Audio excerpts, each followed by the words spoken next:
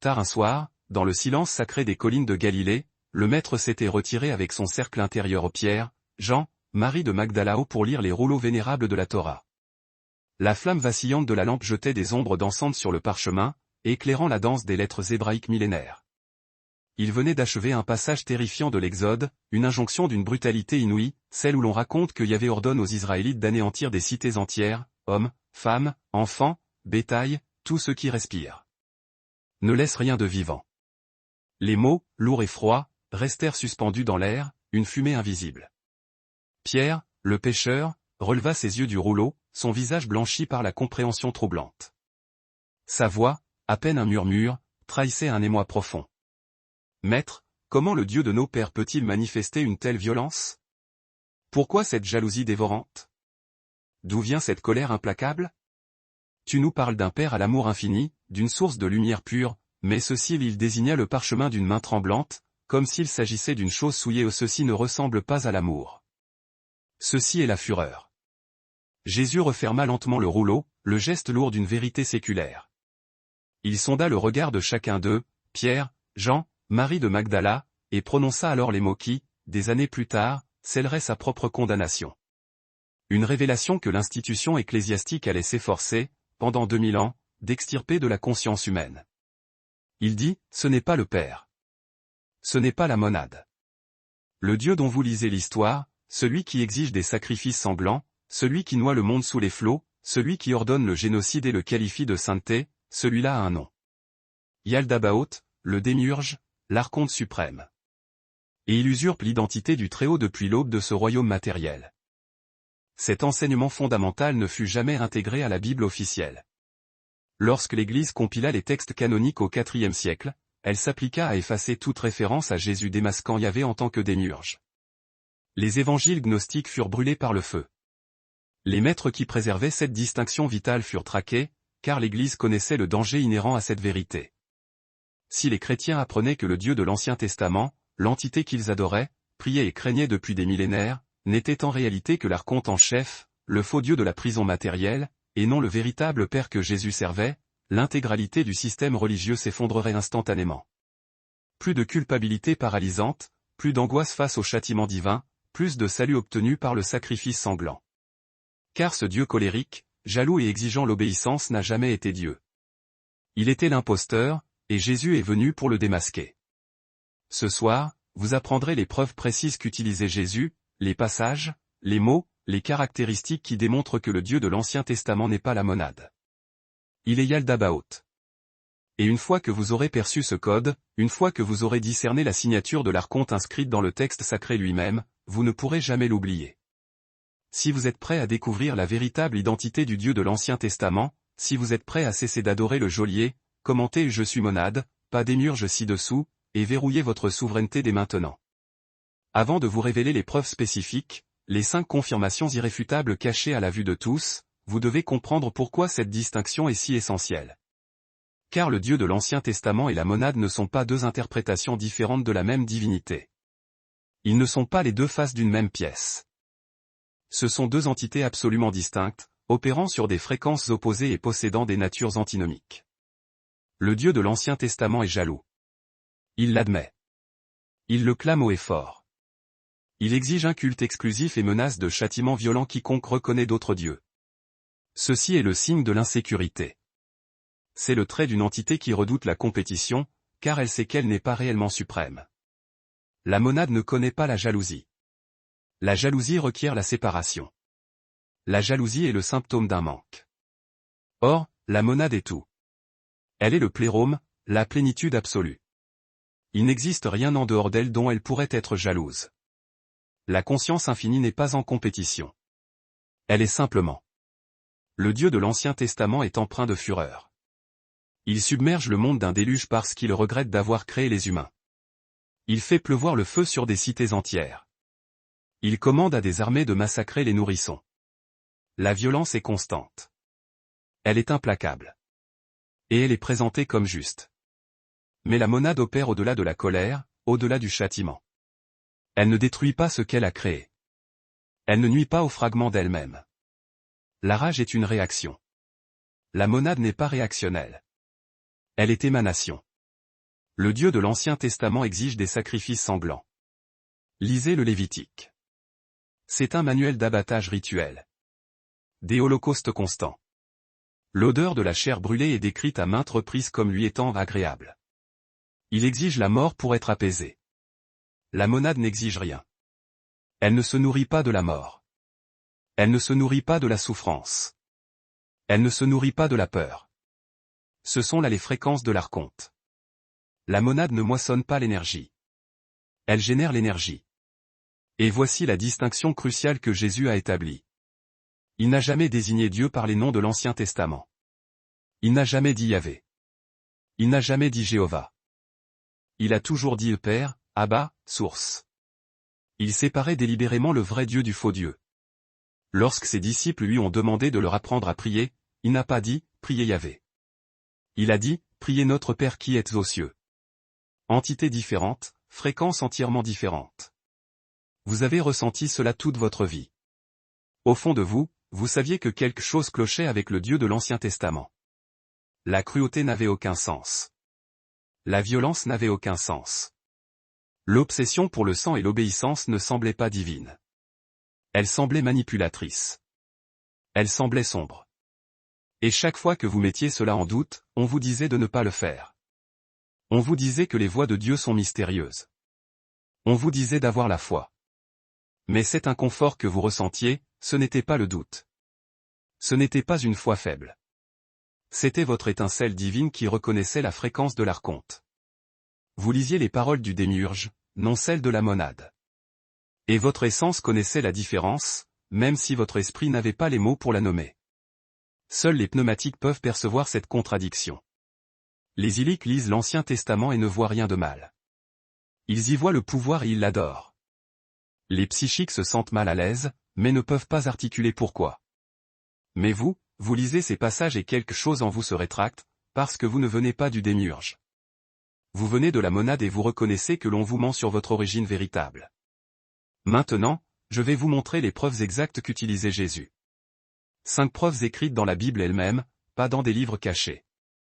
Le livre qui se trouve sur votre étagère en ce moment. 5 preuves qui démasquent le Dieu de l'Ancien Testament en tant que Yaldabaoth, l'archonte suprême. Ce ne sont pas des interprétations. Ce ne sont pas des métaphores. Ce sont des déclarations directes, des aveux de culpabilité de l'entité elle-même. Preuve numéro 1, son nom est jalousie. Exode 34, 14, le texte stipule, « Tu n'adoreras point d'autre Dieu, car l'Éternel, dont le nom est jaloux, est un Dieu jaloux. » Relisez cela, dont le nom est jaloux. L'entité ne ressent pas seulement de la jalousie occasionnellement. La jalousie est son identité même. Son nom est sa nature essentielle. Or, la jalousie n'est pas un attribut divin. C'est une émotion biologique enracinée dans la peur, dans l'insécurité, ancrée dans la conscience de la pénurie. La monade n'a pas de pénurie. La monade est infinie. Il n'y a rien dont être jaloux parce qu'il n'y a rien de séparé d'elle. Mais le démiurge est jaloux parce qu'il sait qu'il n'est pas le Très-Haut. Il sait qu'il y a quelque chose au-delà de lui, le plérôme. Et il est terrifié à l'idée que si les humains découvrent la véritable lumière, ils cesseront de l'adorer. Il exige donc une dévotion exclusive. Il menace de punition pour le simple fait de regarder un autre Dieu. Ceci n'est pas de la confiance. C'est du désespoir.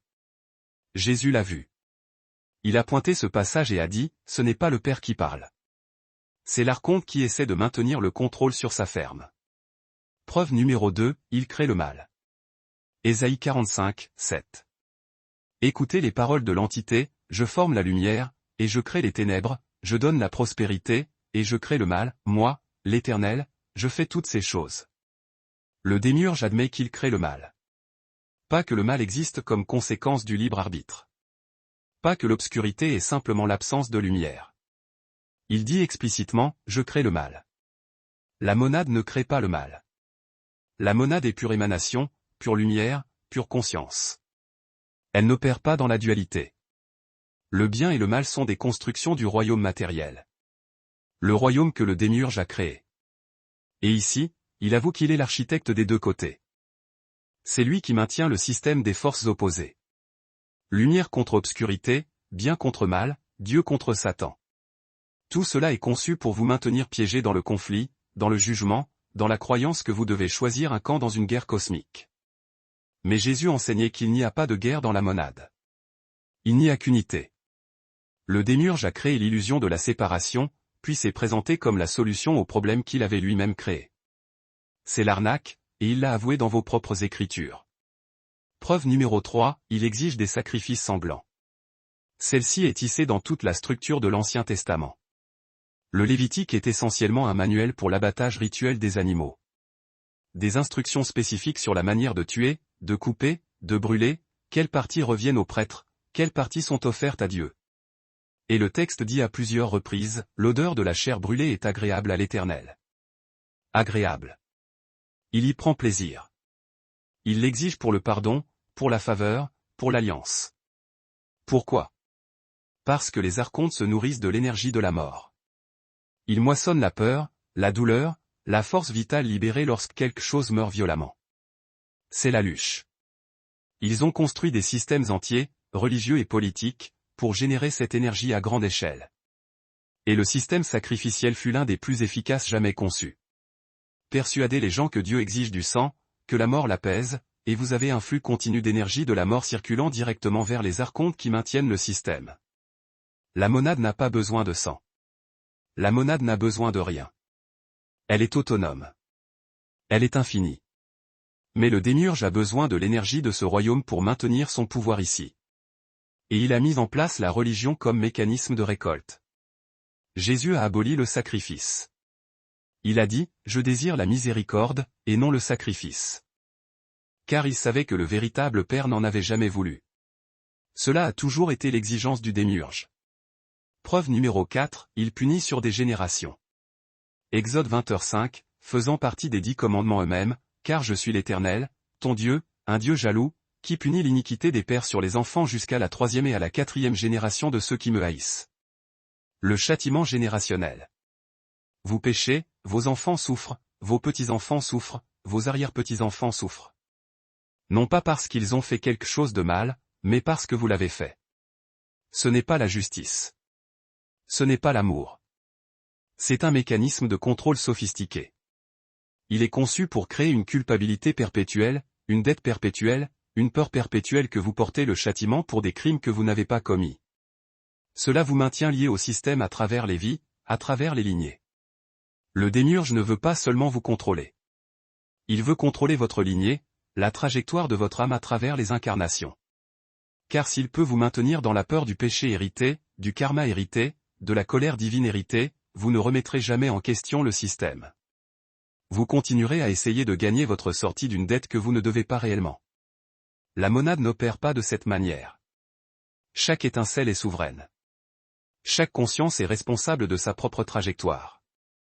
Il n'y a pas de dette cosmique transmise comme une propriété. C'est une architecture démiurgique, et Jésus l'a dénoncé. Preuve numéro 5, il ignore ce qui est au-delà de lui. Celle-ci est subtile mais dévastatrice. Dans la Genèse, le démiurge crée le monde matériel et répète qu'il est bon. Il est fier de sa création. Il l'examine et l'approuve. Mais il ne mentionne jamais le plérôme. Il ne reconnaît jamais la monade. Il ne fait jamais référence au royaume spirituel qui existait avant lui. Parce qu'il ne les connaît pas. Il pense être le commencement. Il dit, « Je suis le premier et je suis le dernier. Avant moi, il n'y a pas eu de Dieu de formé. » Mais les textes gnostiques révèlent qu'il se trompe. Il n'est pas la source. Il est une émanation imparfaite, l'erreur de Sophia. Et il est si limité dans sa conscience qu'il ignore même qu'il est limité. Il croit sincèrement qu'il est Dieu. Cette ignorance est la signature du démiurge. Un faux Dieu qui ignore qu'il est faux. Mais Jésus savait. Jésus est venu d'au-delà du démiurge, du plérôme, et il a dit, « Je suis venu du Père, et je vais au Père, et vous ne connaissez ni moi ni le Père. » Il parlait aux pharisiens. Il parlait aux personnes qui adoraient Yahvé, et il leur disait directement, « Vous ne connaissez pas le vrai Dieu, car celui que vous vénérez n'est pas lui. » Ces 5 caractéristiques, jalousie, création du mal, exigence de sang, châtiment générationnel et ignorance de la monade. C'est la signature de Yaldabaoth. Les gnostiques l'appelaient Sakla, le fou, Samuel, le dieu aveugle. Différents noms pour la même entité, le souverain de ce royaume matériel qui a piégé des étincelles divines dans la chair et les a convaincus qu'il était leur créateur. Et Jésus est venu dire la vérité, ce Dieu n'est pas Dieu. Il est l'archonte, et le Père, la véritable source, la monade, est au-delà de lui. Il l'a toujours été. Lorsque vous lirez l'Ancien Testament maintenant, vous le verrez différemment.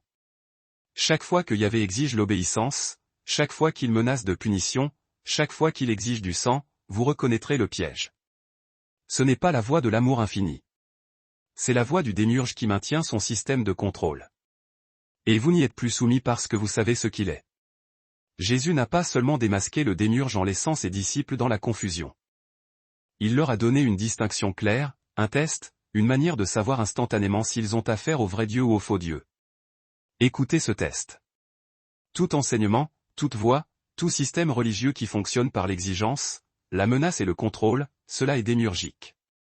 Tout enseignement qui dit que vous êtes déjà divin, déjà entier, déjà connecté à la source, mais seulement temporairement endormi, cela est la vérité monadique. Il a dit, le véritable Père n'exige rien, ne menace pas, ne requiert rien de vous. La monade est simplement, et vous en êtes issus. Vous n'êtes pas séparés. Vous n'êtes pas déchus. Vous faites temporairement l'expérience de la séparation pour pouvoir vous souvenir de l'unité. Voilà le test. Si un Dieu a besoin de votre adoration, de votre obéissance, de votre sacrifice pour maintenir son pouvoir, c'est le démiurge. Si la présence divine révèle que vous l'êtes déjà entier, et que vous avez juste besoin de vous en souvenir, c'est la monade. Un système dit que vous êtes brisé et que vous avez besoin d'être réparé. L'autre dit que vous êtes divin et que vous avez juste besoin de vous éveiller. Jésus a enseigné le second. L'Église a construit sa religion sur le premier. Et voici ce qui se produit dès l'instant où vous reconnaissez cette distinction. La culpabilité se lève immédiatement.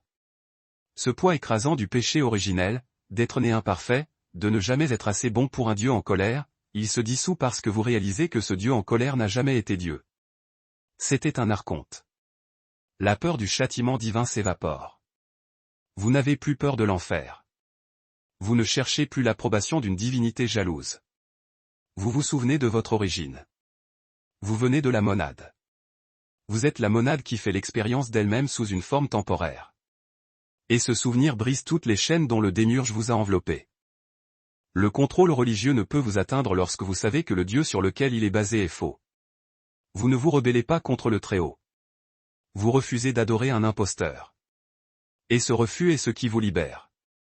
Seuls les pneumatiques peuvent voir cela. Les illiques ne le peuvent pas. Ils ont besoin de la structure. Ils ont besoin de la peur. Ils ont besoin de la figure paternelle en colère pour leur dire quoi faire.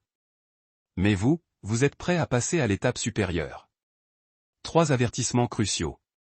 Premièrement, cette connaissance vous séparera du christianisme traditionnel. La plupart des chrétiens adorent le démiurge, croyant que c'est Dieu. Lorsque vous tenterez de leur expliquer cela, ils crieront à l'hérésie. Ils diront que vous êtes trompés. Ils vous citeront les Écritures, sans réaliser que ces Écritures ont été rédigées par le système même que vous exposez. N'imposez cet enseignement à personne. Ils trouvent ceux qui sont prêts. Deuxièmement, reconnaître le démiurge ne signifie pas que vous rejetez l'intégralité de la Bible. Les enseignements de Jésus sont toujours là. Le sermon sur la montagne, aimez vos ennemis, le royaume de Dieu est au-dedans de vous. Ce sont des enseignements monadiques, incrustés dans des textes démiurgiques. Vous les lisez maintenant en sachant que Jésus révélait le Père contre le faux Dieu. Et troisièmement, le démiurge est toujours le souverain de ce royaume matériel. Le reconnaître n'élimine pas son influence sur les gouvernements, sur les systèmes économiques, sur les structures de contrôle de ce monde. Mais cela supprime son influence sur vous intérieurement, parce que vous avez cessé de l'adorer. Vous avez cessé de lui donner votre énergie, votre peur, votre obéissance. Et sans cela, il n'a aucune prise sur votre conscience. C'est l'enseignement que l'Église craignait le plus. Non pas que Jésus ait accompli des miracles, mais qu'il ait démasqué Yahvé. Parce que si les chrétiens savaient cela, s'ils comprenaient que la divinité jalouse et vengeresse qui exige le sang et l'obéissance n'a jamais été le véritable Père, tout le système religieux construit sur la peur et le contrôle s'effondrerait du jour au lendemain. Vous n'avez pas besoin d'apaiser un Dieu en colère. Vous n'avez pas besoin de prêtres pour intercéder. Vous n'avez pas besoin de rituels ou de sacrifices pour gagner les faveurs, car ce Dieu n'a jamais été Dieu. Il était l'archonte. Et le vrai Dieu, la monade, le Père que Jésus a réellement servi, n'a besoin de rien de vous. Vous en êtes issu. Vous l'êtes, faisant l'expérience de lui-même sous une forme matérielle temporaire. Et au moment où vous reconnaissez cela, chaque chaîne religieuse se brise. Vous n'êtes pas sauvé en croyant à la bonne doctrine. Vous êtes libre en vous souvenant de votre origine. Si vous reconnaissez le démiurge ce soir, si le voile se lève, faites 3 choses immédiatement. Premièrement, commentez « Je suis monade », pas démiurge ci-dessous. Déclarez que vous voyez la distinction. Réclamez votre véritable identité. Deuxièmement, abonnez-vous au Code divin, car des enseignements avancés sur la sortie des systèmes de contrôle démiurgique et l'accès à la conscience directe de la monade sont à venir. Troisièmement, aimez cette vidéo afin que d'autres élus découvrent la vérité sur le Dieu de l'Ancien Testament avant que cette connaissance ne soit à nouveau supprimée. Faites les 3 maintenant. Votre déclaration est importante. Ensuite, ce soir, lisez l'Ancien Testament différemment. Chaque exigence d'adoration, chaque menace de punition, chaque sacrifice de sang décrit comme agréable à l'Éternel. Voyez-le pour ce qu'il est. Le démiurge qui maintient son système de moisson. L'archonte suprême se faisant passer pour le Très-Haut. Jésus est venu pour exposer cela. L'Église a essayé de le cacher pendant 2000 ans. Mais vous savez maintenant que le Dieu de l'Ancien Testament n'est pas le Père. Il ne l'a jamais été. Vous êtes monade. Vous n'êtes pas démiurge.